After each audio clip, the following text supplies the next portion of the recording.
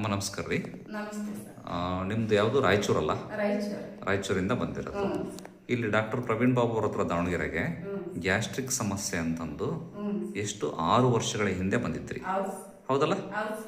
ಅವಾಗ ನಮ್ಮಲ್ಲಿ medicine ತಗೊಂಡೋಗಿದ್ರಿ. Gastric ಅಂದ್ರೆ ಏನೇನು ತೊಂದರೆ ಆಗ್ತಿತ್ತಮ್ಮ? ನನಗೆ ಸೊಂಟ ನೋವಾಗದ್ರಿ, ಮತ್ತೆ ಆಮೇಲೆ ಊಟ ಮಾಡಿದ್ರೆ ಬಾಯ ಪಚನ ಆಗ್ತಿರ್ಲಿಲ್ಲ. ಇವಾಗೆಲ್ಲ ಚೆನ್ನಾಗಿ ಆಗುತ್ತೆ. ಆಮೇಲೆ ವೀಕ್ ಆಗ್ತಾ ಇದ್ರಿ, ವೀಕ್ ಇದ್ರಿ, ಫುಲ್ ವೀಕ್ ಅಲ್ವಾ? ಆಮೇಲೆ ಹೊಟ್ಟಿ ಉಬ್ರ ಆಗೋದು, ವಾಕರಿಕೆ ಬರೋದು, ಮೋಷನ್ ಕ್ಲಿಯರ್ ಆಗದಂಗಿರೋದು, ಬಹಳ ಪ್ರಾಬ್ಲಮ್ ಆಗ್ತೈತ್ರಿ. ನಮ್ಮಲ್ಲಿ ಟ್ರೀಟ್ಮೆಂಟ್ ತಗೊಂಡಿದ್ರಿ ಅಲ್ವಾ? ತಗೊಂಡು ಹೋದ್ಮೇಲೆ ಹೇಗೆ? ಆರಾಮಾಗಿತ್ತು, ಫುಲ್ ಆರಾಮು.